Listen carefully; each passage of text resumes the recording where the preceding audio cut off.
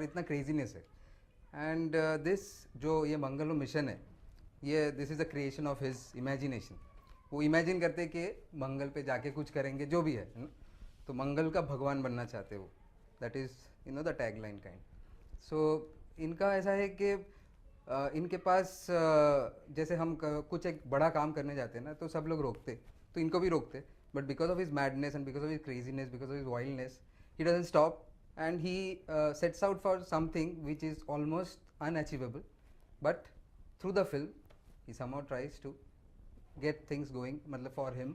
and जो main मंगलो का जो थीम है कि एक कपल को मार्स पे भेजना और वहाँ पे एक सिविलाइजेशन बसाना, तो which is like people are working on it, but इन्होंने आज इस फिल्म के ज़रिए वो कर दिया है.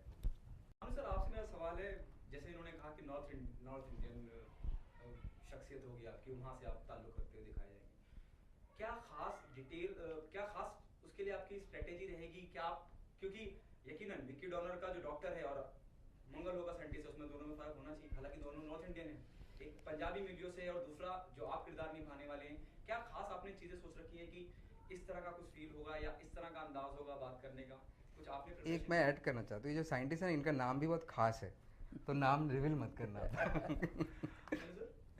अपनी तैयारी, मेरे जैसा छोटा सा कलाकार जो भी तैयारी करता है, उसके बारे में वो तब तक नहीं बताता है जब तक वो स्क्रीन पे सामने नहीं आ जाता है. रीज़न ये है, अगेन मैं I am a man of reason, logic, कि मैं आपसे बड़ी बड़ी बातें कर लूं और स्क्रीन पर वो दिखे नहीं, सो मैं झूठा साबित होता हूं, और अभी तक तो ऐसा हुआ नहीं है. सो मेरी जो भी तैयारी है, जो भी मेरी मेहनत है, वो स्क्रीन के ऊपर जब आ जाएगी, जब तब आप मुझे इंटरव्यू कीजिए वो आपने कैसे किया. बल्कि मैं तो ये कहूंगा, हो सकता है हमारा डायरेक्टर अलाउड करे तो हम मंगल हो हो हो हो हो हो मंगल हो वो गाना भी हो जाए, है ना.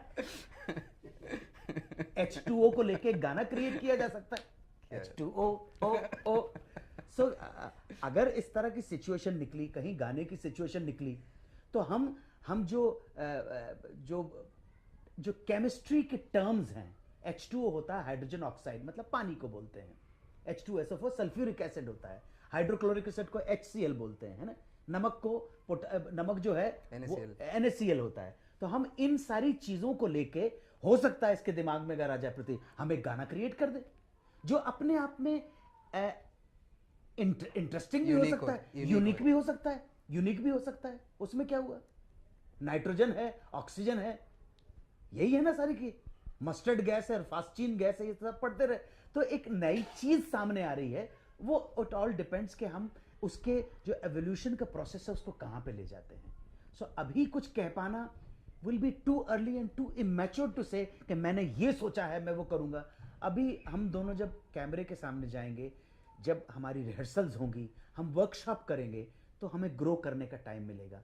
प्रतीश को भी समझ में आ जाएगा कि हाँ ऐसे करना है, या सर ऐसा ना करें तो ठीक हो जाएगा, मेरा विजन ऐसा था, मेरा परसेप्शन ऐसा था. तो कहीं ना कहीं प्रतीश हमारा जो डायरेक्टर है, उसके परसेप्शन को स्क्रीन पे लाना उस एक्टर का काम है.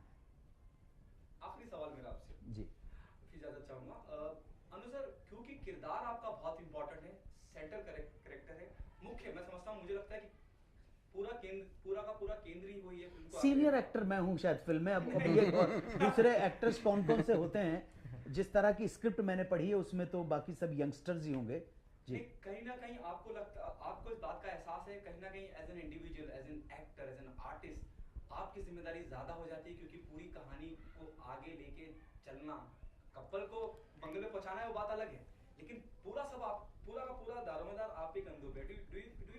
Do you feel the responsibility on your shoulder is too high? I feel fully responsible for it, but filmmaking is director's medium.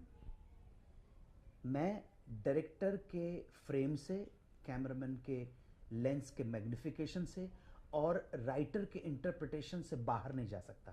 So I can only pray, दुआ कर सकता हूं कि इस फिल्म के अंदर मैं ऐसा कंट्रीब्यूट कर सकूं. नाम हुआ तो प्रतीश का होगा, बदनामी हुई तो प्रतीश की होगी. तो प्रतीश का करियर स्टेक के ऊपर है. मैं तो अब 60 का होने वाला हूं, जो करना था कर लिया, लेकिन फिर भी अगर मुझे ऐसा लगा कि बहुत कुछ गड़बड़ हो रही है तो मैं डेफिनेटली चुपके से जाके प्रतीश से दिल की बात जरूर बोलूंगा, ये सोच के कि भाई अगर शायद मेरे एक्सपीरियंस का, ना सिर्फ एज एन एक्टर मेरे एक्सपीरियंस का, एज ए पर्सन भी जो मैंने दुनिया देखी है, दुनिया को समझा है, उसका लाभ मेरे डायरेक्टर को मिले, और लाभ मिले मेरा डायरेक्टर मेरी उपस्थिति के अंदर अनकंफर्टेबल महसूस नहीं करे, अरे यार ये सीनियर एक्टर मेरे सर पे आके बैठ गया, ये ऐसा नहीं होता है।